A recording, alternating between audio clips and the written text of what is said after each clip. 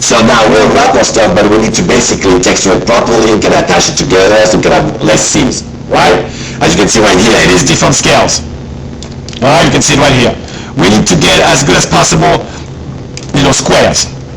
So what we'll do is that we want to get our pieces, and we get that one. You can select that and go to select shell right here. Select shell right here. Hold on. And we can select that and that. Start scaling it down.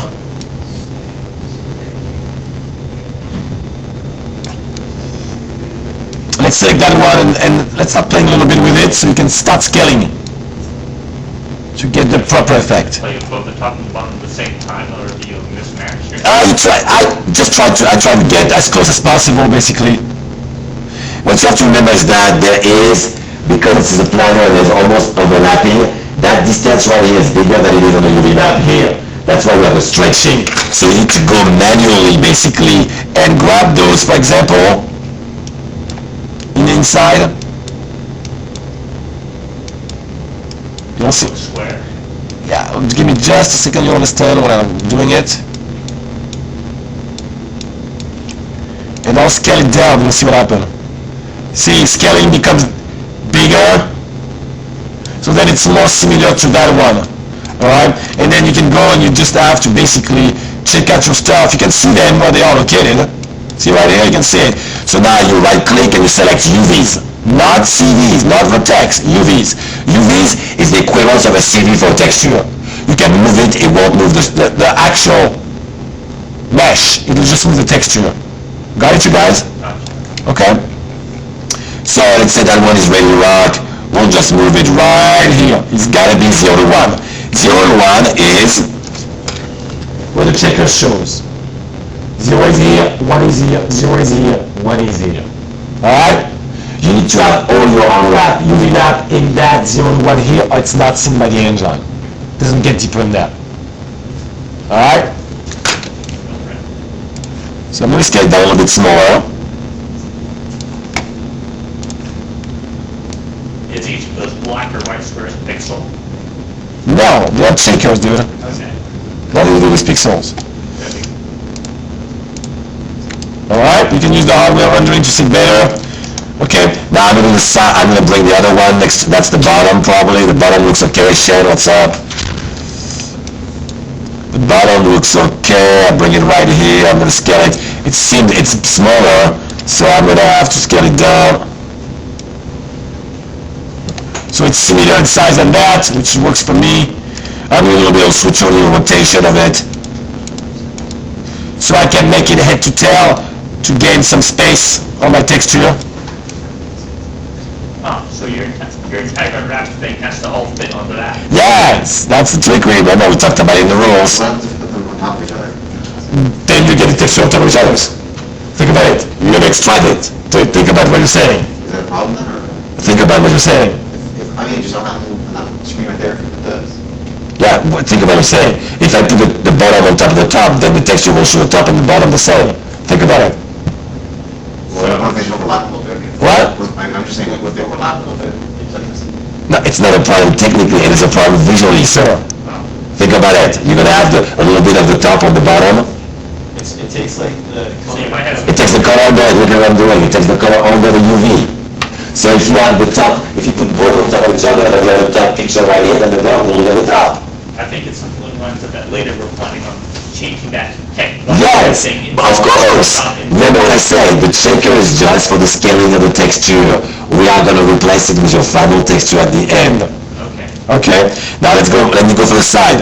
But what about like for your really complicated thing you had over there? I mean, how are you going to fit all that onto that thing there? Yeah, you do. That's pretty much it. That doesn't get much deeper than that, my friend. You do. It always fits. Yeah, that 0 to 1 space there in the top right corner is an infinite space. You can scale anything infinitely into Yeah, that space. exactly. For the texture the same. It's just you need to adjust your texture that you're providing accordingly. Ah, I see. It's just how small you can get to, basically. It doesn't matter. But it is an infinite texture space, but it still rely on the quality of the picture. So the smaller you get, the less pixels you get, the less quality you get. So you got to be careful with that also. All right. So I'm going to put it as close as possible for now, and then you can attach them together.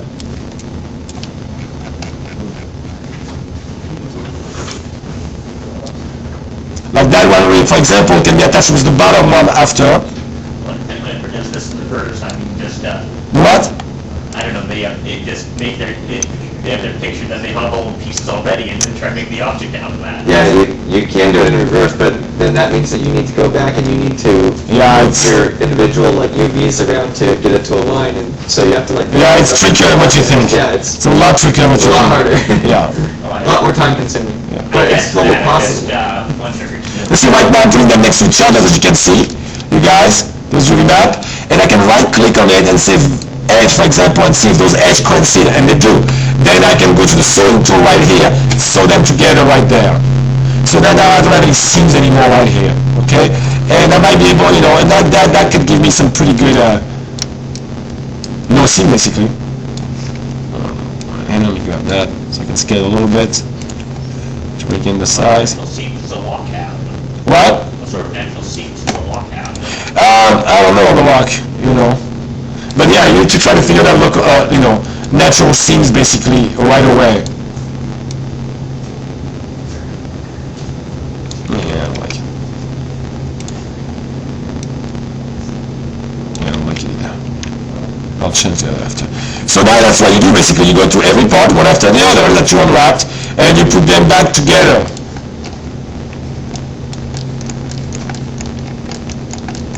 Until you get the proper scaling, which I will be soon there.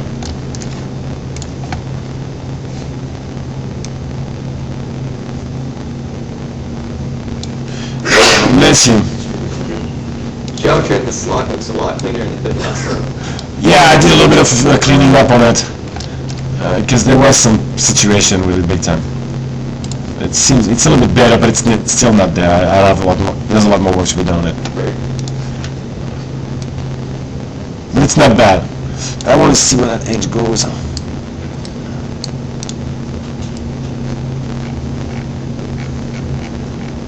There it goes here, okay. And where that one goes? Right here, okay. So then we put those together. Yeah, that was not the UVs. Okay, we move that right here. So why is it when we go over there, it's not the checker pattern? Because it's on in the UV settings in the placement editor, it says UV wrap, and that's going to take your texture across an infinite plane. It'll just keep on repeating itself. Yeah. So it's not visually represented in the UV editor, but that's the effect. Yeah. In other words, going to you go to check your checker thing without having to put a hundred thing where it might get lost. What's the rest of that gray then, Mike? What's the between that blank part of that gray and that empty space then? It's just more workable area. Yeah, it's just a bigger workable area, but the engine doesn't understand it, so forget the other part of the area. Focus where the checker is, and that's it. Yeah, Alright? only Maya itself is going to recognize that negative space Yeah. there. Your The others don't. that you imported to will only recognize positive space.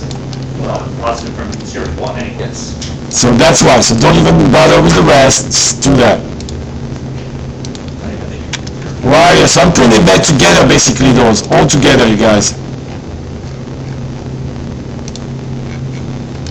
So really what you're importing into the game engine isn't a 3D object, it's a bunch of, It's just a texture. No, for the texture, it's just a texture. It's the UV map, you guys. So I'm gonna reverse that, and that's the one, hold on, which one's the reverse one?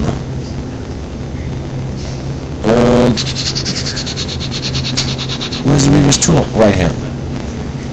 Right here. Now I'm gonna attach it right here, you guys.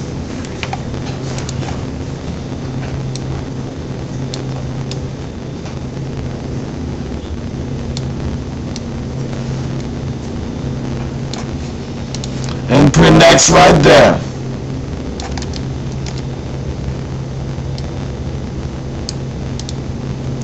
And now I'm going to sew them together. Try to regain the same size.